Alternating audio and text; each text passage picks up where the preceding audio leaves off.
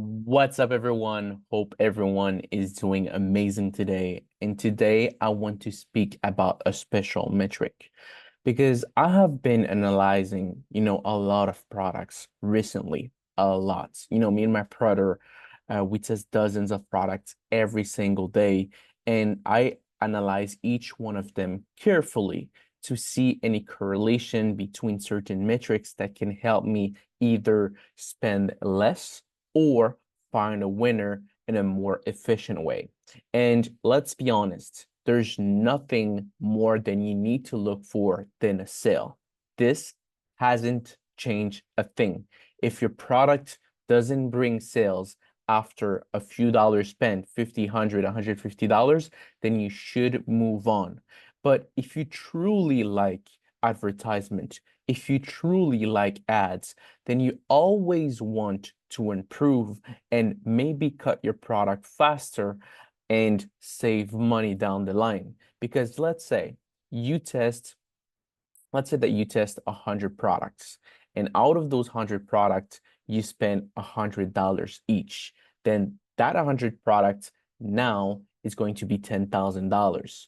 But if you test only, let's say with 25 bucks, then you're basically going to spend 2,500 instead of $10,000. So you see the mathematics that I'm trying to say? So if someone is really bad at product selection, he can test 100 of products and not break the bank with $25, $15 testing.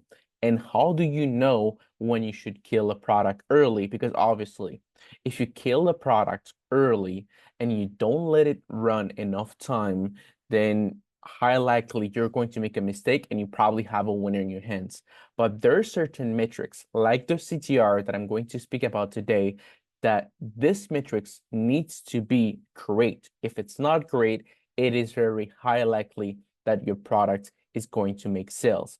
Now, there's always exception in this game. So what I'm trying to say is you could have a product with a very low CTR, still bring some sales, but the majority of the winners that me and my brother we had over the past and we currently having are winners that have a good CTR. Some of them, they break the exception because they're very new in the market, or it could happen that it breaks the exception. There's exceptions on anything in life, but I'm not looking to make money on exceptions.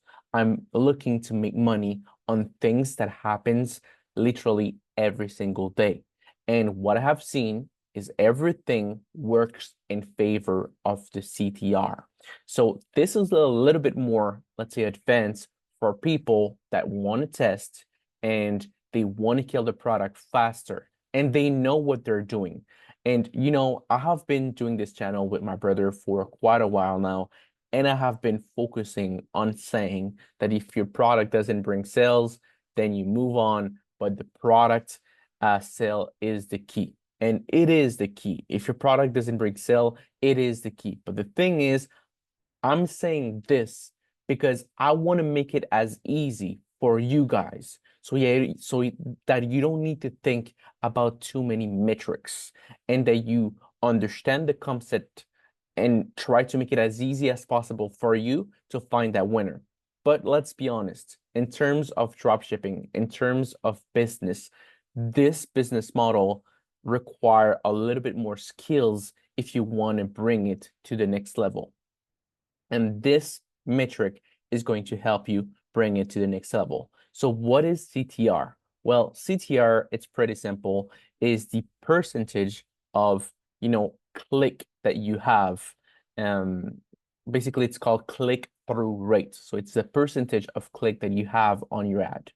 And what I have seen so far, in the past probably few months that I've been analyzing like literally laser focus that metric, I have seen that all of our winners have a high CTR. So what is a high CTR, or what is the threshold that we're looking for?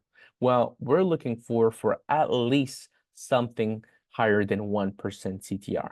If you have something that is higher than 1% CTR, then it is high likely a product that, has potential. Again, has potential. It doesn't mean you can have a high CTR. You could and have no sales. So there's no correlation in like literally having like a non-winner with a high CTR. Like you could have a product that is not a winner and still have a high CTR because they like the creative. They like what it's, they like what it's been advertised to them. But there's obviously a correlation between CTR and a winner. So you can still have a bad CTR and a good CTR and not have a winner, but that's why the matter of the purchases are important. I tell people all the time, look, doesn't matter if your CPC is good, CTR is good, if there's no purchases at the end, I move on. But the thing is, like everybody could read the metrics of a good product. Everybody could scale a good product. What everybody cannot do is look at the product and know when to kill it and when it's not too early. And I have seen that 1% CTR is what you need to aim for. So everything that is under 1%, high likely it is not a good product for you guys. And if you have a high CTR, then it means you high likely have something good, but still need to leave it more time in order to tell you if it could bring some sales. Even our most recent student, when we spoke with him, well, the most recent student that got results, when we spoke with him, he told us, yes, I have a 2% CTR on all my creative. So we're seeing it on multiple successful students. Well, we're seeing it on our winners. CTR is what you need to look for when it comes down to when winning products. The thing is, the way that you should do things, it's pretty simple. You look at your creative and you're like, okay, it has a bad CTR. I don't let it run more than it should because it has a bad CTR. And again, it has a good CTR, then I will let it run until I spend the budget that I have dedicated for this product. Obviously, there is CPC that is important also. Preferably everything under $1 is good. Everything over $1, very hard to get something great. And again, a lot of you are going to say, yeah, but is it not just a matter of creative? And yes, you're completely right. But the thing is, at the end of the day, I believe that the majority of your sales will come because your product is a winner. Let me explain you something. The majority of the time, I'm not telling you that you will make $1 billion tomorrow if you're testing like a saturated creative, but you have a winning product. No, that's not what we're looking for. We're at the beginning, if you have profit, okay, great, I'm happy for you. But that's not what we're looking for. We're looking for a sign of consistent sales. Because if we have consistent sales, then afterwards we could like rearrange the page. We could launch newer creative. We could do email marketing, SMS marketing, upsells, cross sales. We can do so many things in order to be profitable. There's so many products that you guys are not even aware because you haven't had a winner yet that me and my brother we took that were literally unprofitable, but not by a lot, just slightly. And just because we changed the offer a little bit and we integrated an upsell to make even more money, we went and made money out of that product. And that's what you need to understand. You need to understand, okay, do I have great metrics? Yes. Okay, let it run a little bit more. I'm not getting sales, I move on. I have bad metrics from the start, I just move on. I'm looking for a product that is going to bring sales and that is going to have great metrics. Obviously, guys, I'm telling you, if you're testing products like crazy and you're not thinking, well, then that's on you. But me and my brother, the reason why we really don't test creative on a product is because that we make sure that every product that we launch a batch of great creative. We know that if those creative doesn't work, then it's better to move on because we put our all. But if you only take like the first video that you see online and you don't do anything else, then obviously I would tell you like, okay, like I think in your place, I will test different creative because you're not giving it your all behind every product that you test. And that's where I see a lot of, people fail. Is they're like, oh, I have tested so many products and I haven't found success. Okay, but let me ask you a question. How much effort did you put behind each product? And be honest, really be honest. How much effort did you put behind every product that you tested? How much time did you put behind every search?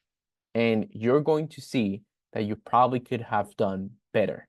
And that's why it is a business. That's why you should treat it as a business because you will get only rewarded if you do the things correctly. Obviously, dropshipping is not hella complicated, but you need to do things well in order to get results. So let's come back on the CTR because it's a very important metrics for people, that are looking to save money when they're testing dead products. So what do you want to do? Pretty simple. You want to look at your products and be like, okay, does it have great? I've done everything in my power for this product to launch, wonderfully, create creative, edited the creative, or took the crispiest creative out there and did a great offer, did a great page. Everything is on point.